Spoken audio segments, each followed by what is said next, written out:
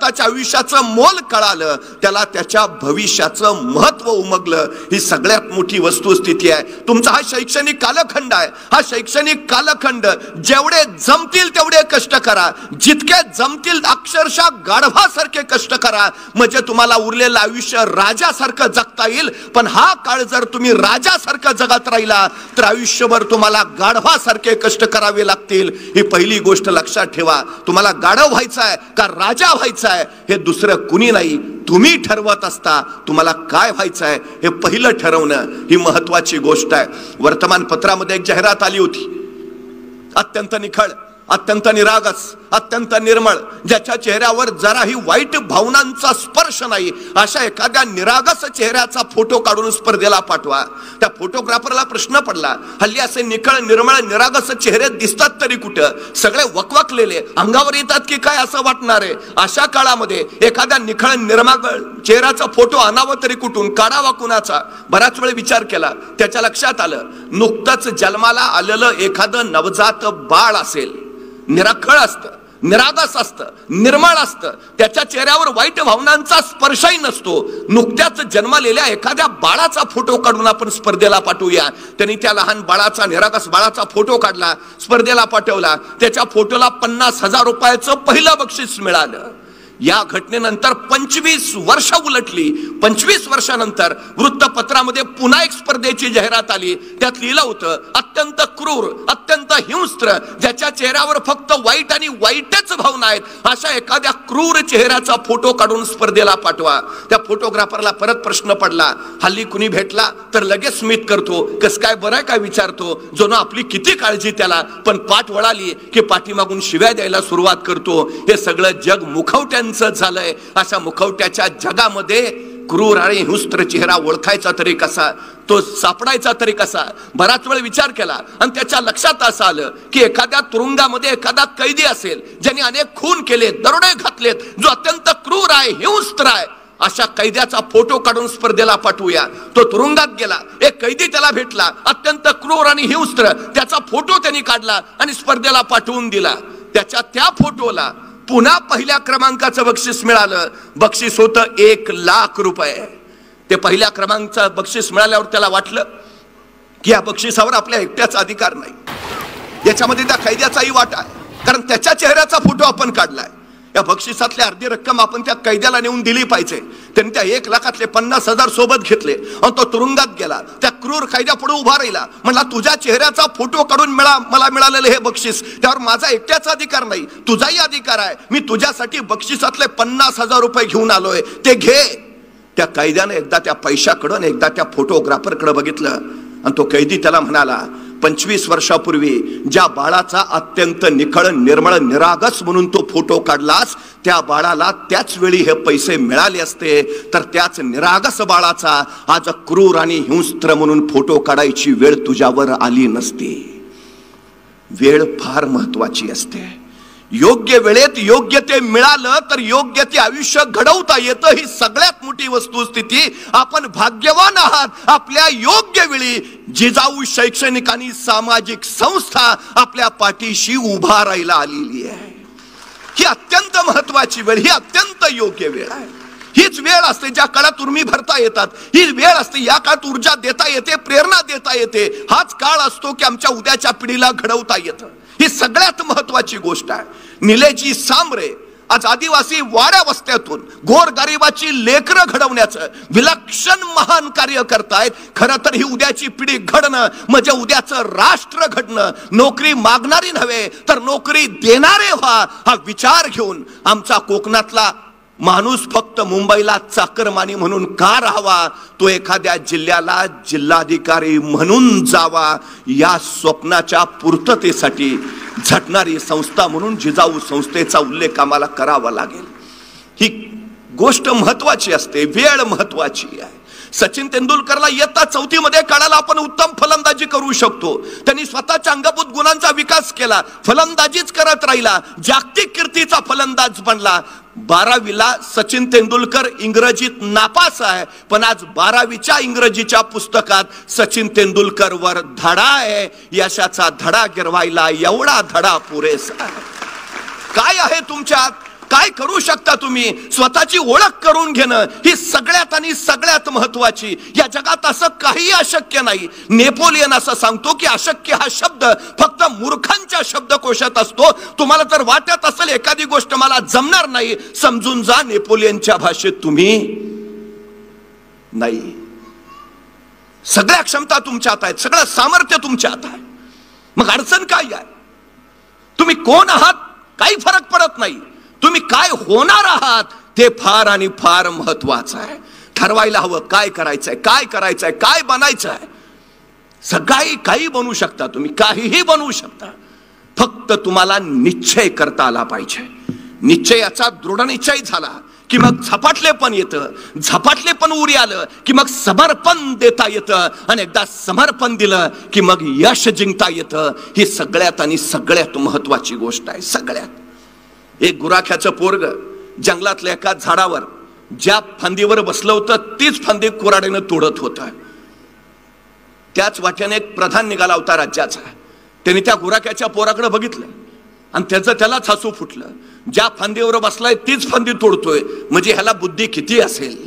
बुद्धीनं पुरता मंद असलेला तो गुराख्याचा पोरगा दिसायला मात्र राजबिंडा होता, देखना होता. अचानक त्या राजबिंड्या पण बुद्धी नसलेल्या त्या तरुणाला बघून त्या प्रधानाच्या मनात एक कल्पना आली. त्या देशाच्या राजकन्येनं या प्रधानाचा अपमान केला होता. त्याला राजकन्येचा बदला घ्यायचा होता. त्या गुराख्याच्या पोराकडे बघितलं आणि त्याला कल्पना सुचली. राजकन्या विद्वान होती, संस्कृत पंडित होती, प्रचंड विद्वत्ता असणारी होती. राजकन्येचा बदला घेण्यासाठी या ढ असलेल्या गुराख्याला जर या राजकन्येबरोबर लग्न करायला लावलं तर त्याचा बदला पूर्ण होणार होता.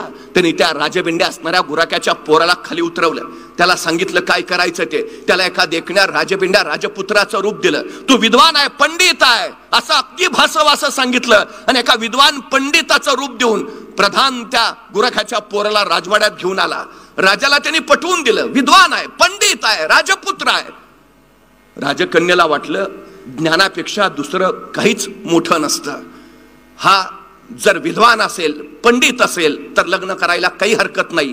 पसंती झाली आणि राजकन्येचं या गुराख्याच्या पोरावर लग्न झालं. राजकन्येला सांगितलं गेलं होतं तो विद्वान आहे, पंडित आहे. पंडित असलेल्या राजकन्येला असाच विद्वत्ता असणारा पती मिळाला. केवढं मोठं भाग्याचं. लग्न झालं आणि एकांतात एके दिवशी या राजकन्येनं आपल्या या विद्वान पतीला प्रश्न केला, अस्ति कश्चित वाग्विशेष. तिनं संस्कृत मधनं प्रश्न विचारला. आता ह्याला मराठीच नीट येत नव्हतं, संस्कृत काय कळायचं. तिनं परत विचारलं, अस्ति कश्चित वाग्विशेष. अस्ति कश्चित वाग्विशेष काय. तिनं विचारलं होतं तुम्हाला वाङ्मयाबद्दल काही विशेष ज्ञान आहे का. ह्याला कसलंच ज्ञान नव्हतं. त्याचं भांड फुटलं. राजकन्याला कळालं आपल्याला फसवलं गेलंय. ती त्याला अद्वा तद्वा बोलू लागली, प्रचंड टाकून बोलली, त्याचा प्रचंड अपमान केला. आणि त्या अपमानानं तो तिथल्या तिथं पेटला, ताडकन उठला आणि म्हणाला निघालो निघालो, आता परत येईन ना. तो विद्वान पंडित म्हणूनच परत येईल. आणि त्या गुराख्याच्या पोरानं त्या क्षणी राजवाडा सोडला. तो जंगलात गेला. जंगलात जाऊन त्यांनी ज्ञानसाधना करायला सुरुवात केली. अखंड ज्ञानसाधना करत राहिला, अखंड ज्ञानसाधना करत राहिला. विद्वान पंडित झाला. काली मातेच्या मंदिरात उपासना केली म्हणून कालिदास झालेला तो गुराखी महाकवी कुलभूषण कालिदास ठरला. ज्याने मेघदूतासारखं अजरामर महाकाव्य लिहिलं. अरे जर गुराख्याचा पोर कवी कुलभूषण ठरवू शकतो तर मातीत राबणाऱ्या माझ्या शेतकऱ्यांची पोरं जिल्हाधिकारी का बनू शकत नाहीत. बनू शकतात. अडचण काय आहे. फक्त निश्चय हवा, निश्चय निश्चय हवा. बस हा निश्चय एकदा झाला की मग ध्येयाच्या दिशेनं वाटचाल सुरू होते. सगळ्यात महत्वाची गोष्ट आहे ती फक्त निश्चय. निश्चय हवा. एकदा निश्चय केला की कृती सुरू करा, विचार नको. हल्ली अडचण काय आहे, मुलं स्वप्न खूप बघतात, स्वप्नातच रमतात, फक्त विचार करत राहतात, प्रत्यक्ष कृती करायचं मात्र विसरून जातात. सुरुवात करायला हवी. ध्येय ठरलंय ना, काय व्हायचं आहे, PSI काय व्हायचं आहे, DYSP काय व्हायचं आहे, प्रांत काय व्हायचं आहे, तहसीलदार काय व्हायचं आहे, जिल्हाधिकारी काय व्हायचं आहे, जिल्हा पोलीस प्रमुख वाटून उपयोग नाही. प्रत्यक्ष कृतीला सुरुवात करणं महत्वाचं, सगळ्यात महत्वाची गोष्ट. शहाजीराजे मासाहेब जिजाऊंना स्वराज्य उभा करायचं होतं. आपल्या 12 वर्षाच्या पुत्राला त्यांनी तयार केलं. ठरलं थोरले पुत्र संभाजीराजे शहाजीराजांबरोबर कर्नाटकात राहतील, ते कर्नाटकातच राज्य विस्तार करतील. धाकटे शिवबाराजे मासाहेब जिजाऊंच्या सोबत पुण्यात येतील आणि ते महाराष्ट्रात राज्य विस्तार करतील. 12 वर्षाचे शिवबाराजे मासाहेबांच्या बरोबर पुण्याकडे जायला निघाले. आता आपल्या या 12 वर्षाच्या पुत्राला एका पित्यानं काय द्यावं? आपला मुलगा जर कुठे निघाला तर आम्ही काय देतो? डबा, वेळेवर खा, फारच काळजी असेल तर आई सांगते नीट जा, नीट ये. आणखी काळजी असेल तर आई सांगते बसमध्ये बसताना मधल्याच सीटवर बस.